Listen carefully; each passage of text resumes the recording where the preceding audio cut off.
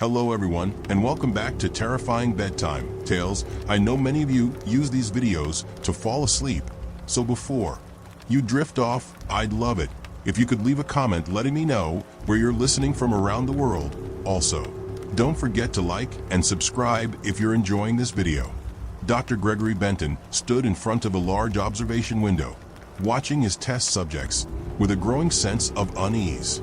The room before him, cold and sterile, held 5 men, volunteers from various walks of life, who had signed up for what they believed would be a routine sleep study.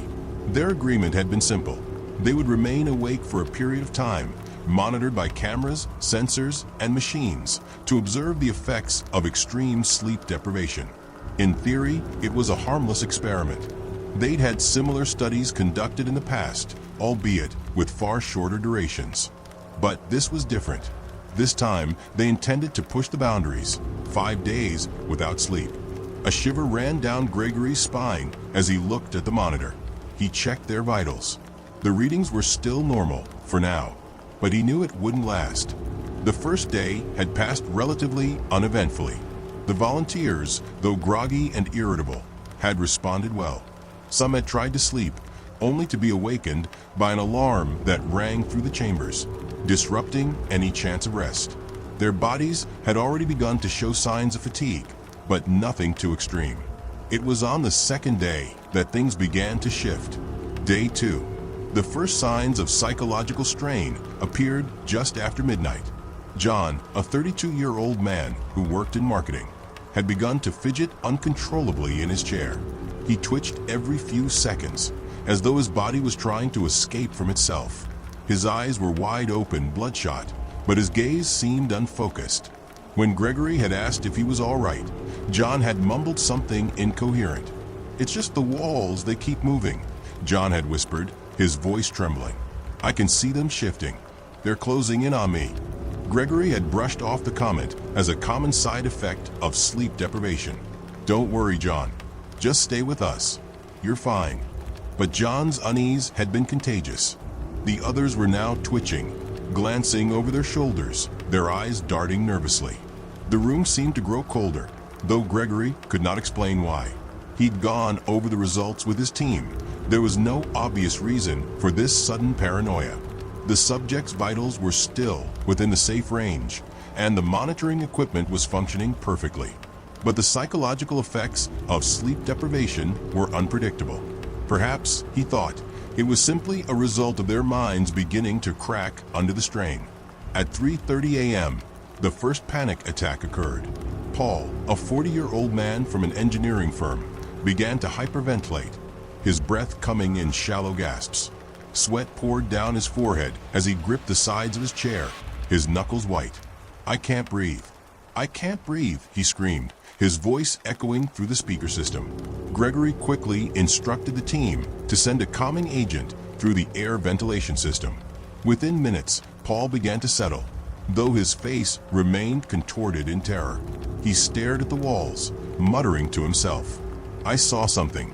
It was standing there. I swear it was looking at me." The others in the chamber grew more anxious. "Just relax," Gregory said over the intercom. "This is a common response. Just breathe. Focus on your breathing." But he knew it wasn't just a panic attack. There was something more, something deeper.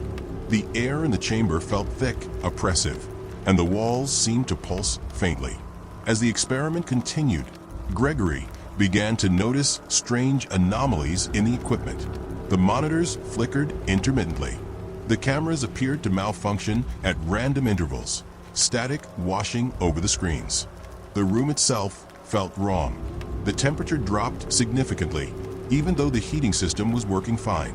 Gregory checked the surveillance footage, but all he saw were the men, sitting quietly, staring at nothing. Day 3.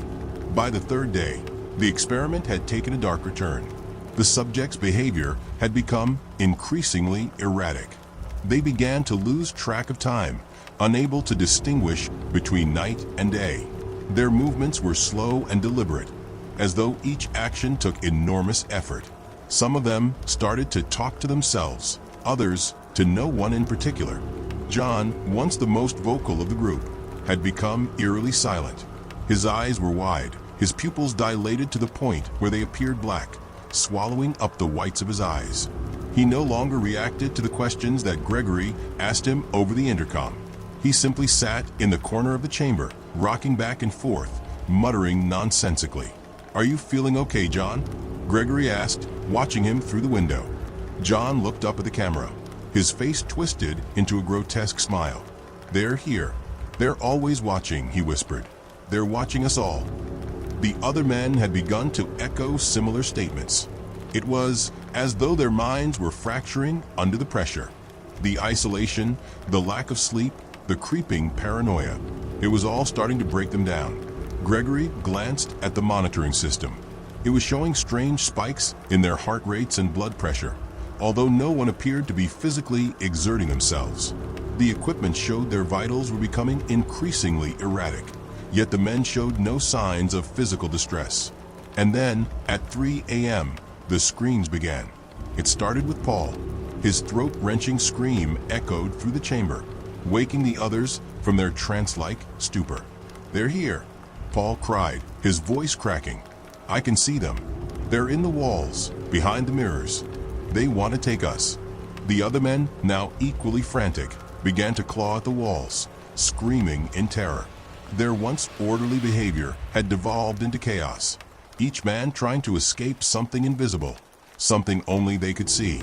"I see them too," John yelled, his voice high-pitched.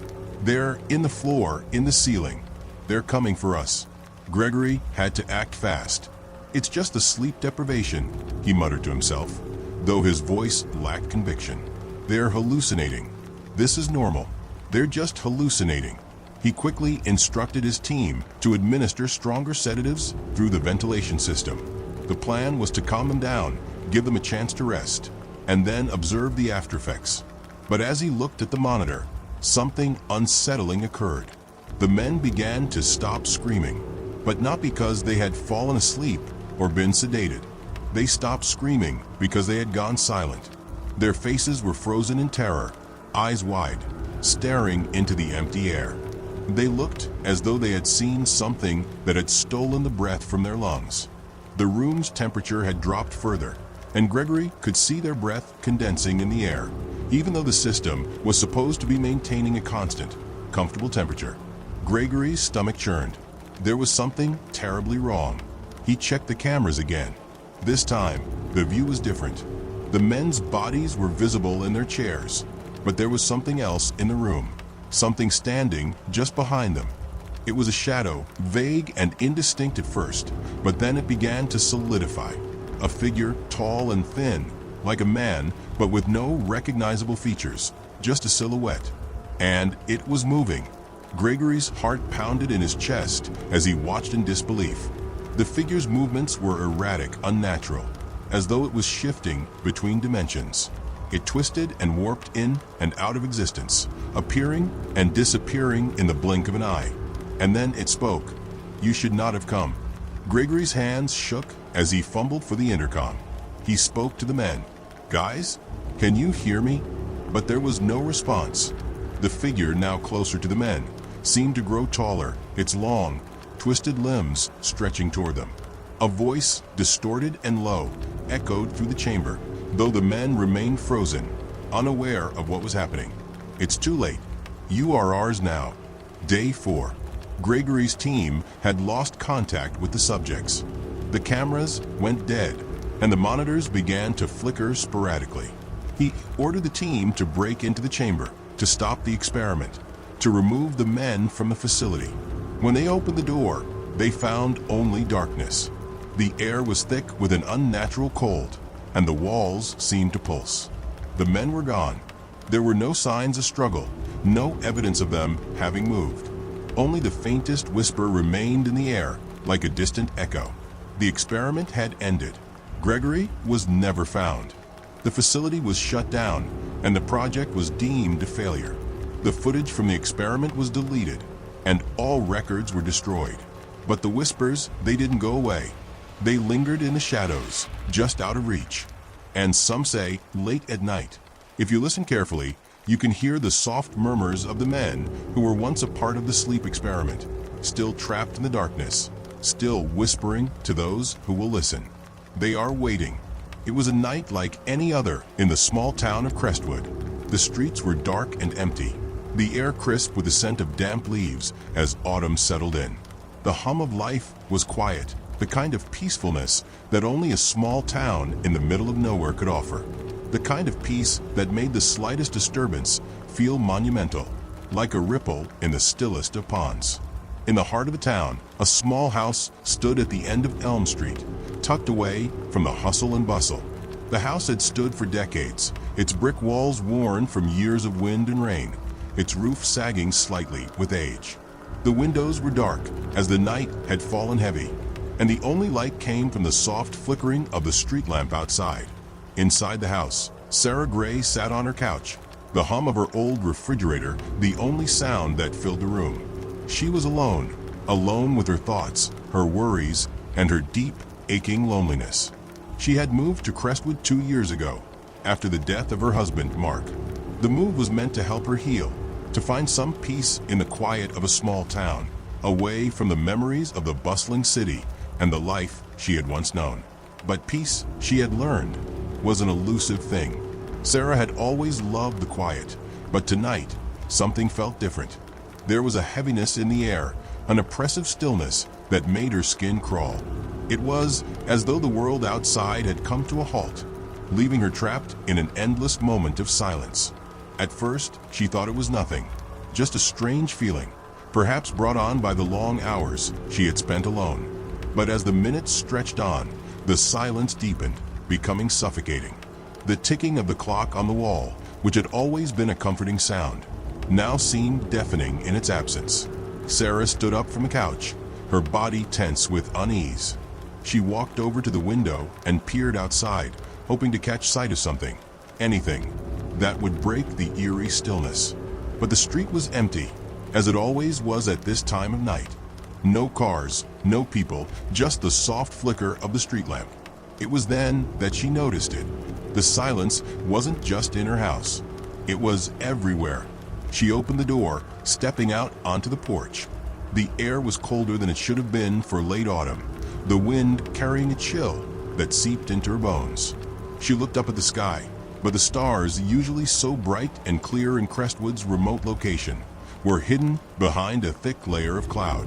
And still, the silence pressed in. No crickets, no rustling of leaves, not even the distant hum of an airplane. Just a void, as if the world itself had stopped moving. A sharp, unsettling thought entered her mind. What if this wasn't just the absence of sound? What if, somehow, the sound had been stolen? Sarah shook her head, trying to dispel the thought. She was being ridiculous. It was just her mind playing tricks on her, the result of too many sleepless nights and too much isolation. She had to admit she was lonely. Perhaps that loneliness was manifesting in strange ways. But even as she thought it, a chill ran down her spine. She went back inside, closing the door behind her with a soft click. The house was still. The quiet was maddening. She turned on the TV, but the screen was just static. No signal. The radio was the same, silent. The hum of the refrigerator was gone. Even the creaks of the floorboards beneath her feet had vanished. It was as though everything that had once made a sound had been silenced. She tried the phone, but there was no dial tone. Nothing. The entire world felt like it had been sucked into a vacuum. Panic set in. "Hello," she called out, her voice breaking the unnatural stillness. But there was no answer, not even an echo. Suddenly, she was aware of how alone she was, how empty the house felt. She grabbed her coat and rushed outside, desperate to find something, anything, that could explain what was happening. As she stepped onto the porch, she looked around the neighborhood. The houses were dark, and there was still no movement. She called out again, but it felt strange, her voice lost in the oppressive silence. No birds chirped in the trees, no dogs barked in the distance, and no cars rumbled down the street. The air felt thick, stifling. Then, in the distance, she saw something. At the far end of the street, beyond the rows of houses, a single figure stood, unmoving. The shape was shrouded in shadow, indistinct. It was tall and seemed to stretch unnaturally, as if it was somehow out of place in the quiet, still world around her. Her heart raced. Fear surged through her chest. But something else held her back: curiosity. What was this figure? Who could it be? The figure didn't move. It simply stood there, staring. Without thinking, Sarah began to walk toward it. Her footsteps echoed in the dead silence, each one louder than it should have been, as if the world was amplifying her every move. She reached the end of the street, her breath shallow, her pulse quickening. The figure was still there. She stopped a few feet away from it. "Who are you?" she asked, her voice trembling. There was no response. And then, without warning, the figure seemed to melt away into the darkness. It didn't walk away, didn't turn and run. It simply disappeared, fading into nothingness. Sarah stood frozen, her mind reeling. What had just happened? Was she imagining things? But the silence was still there. It was as if the very air had swallowed up every sound, leaving her in a world devoid of life. She turned back toward the house, but as she did, something caught her eye. A movement in the distance, just beyond the edge of the streetlight's glow. Another figure. This one, too, was standing motionless in the dark. Her heart thudded in her chest as she hurried back to the porch, but as she approached the door, she realized something horrifying. The silence had followed her. There was no sound, not even the creak of the door as she opened it. The silence had permeated everything, closing in on her like a thick fog. She rushed inside, slamming the door behind her, and for the first time, she felt a deep, gnawing sense of dread settle in her gut. And then, the power went out. The lights flickered and died, leaving her in total darkness. She stumbled toward the kitchen, searching for a flashlight, but found nothing. Her fingers brushed against empty cabinets, shelves devoid of the usual items she had always kept stocked. It was as if the house had been stripped of its life, just like the town outside. Her breath came in shallow gasps as panic surged through her once again. She needed to leave. She needed to find someone, anyone, who could tell her what was happening. But as she stepped toward the door, her eyes caught something on the wall, a shadow, stretching unnaturally long. She froze. The shadow didn't belong to her. It was too tall, too thin, its edges jagged like broken glass. It wasn't cast by anything she could see. And then it moved. She backed away, her heart pounding in her chest. She turned and ran toward the back door, her mind racing. She had to get out. She had to escape whatever this was. But as she reached the door, her fingers barely grazing the handle, a loud click echoed in the silence. She turned, her heart stopping. The shadow had followed her. It loomed behind her, stretching across the walls, growing larger with each passing second. And then it spoke. "You cannot leave. You are ours now." The voice was deep, resonant, and utterly devoid of emotion. It echoed in her mind, filling every crevice of her thoughts. She could feel the weight of it pressing on her chest, suffocating her. "Who are you?" she whispered, her voice barely audible. But the shadow did not answer. Instead, it began to move closer, its form shifting and swirling, as if made of smoke, as though it didn't belong to this world at all. Sarah's vision blurred, her knees growing weak beneath her. Suddenly, the shadow lunged toward her, and she screamed. But no sound came, nothing. It was as though the world itself had been swallowed by the silence. The next morning, the town of Crestwood awoke to an unsettling quiet. The streets were empty, the houses dark, and the air thick with an unnatural stillness. There was no chirping of birds, no chatter of neighbors, no sounds of life. Sarah Gray's house stood silent at the end of Elm Street. The door was ajar, and through the window, it appeared as though no one had been inside for days. The people of Crestwood would go on, living their lives. But something had changed. A creeping silence had overtaken their world, a silence that would never be broken. And in the town, the shadows watched, waiting.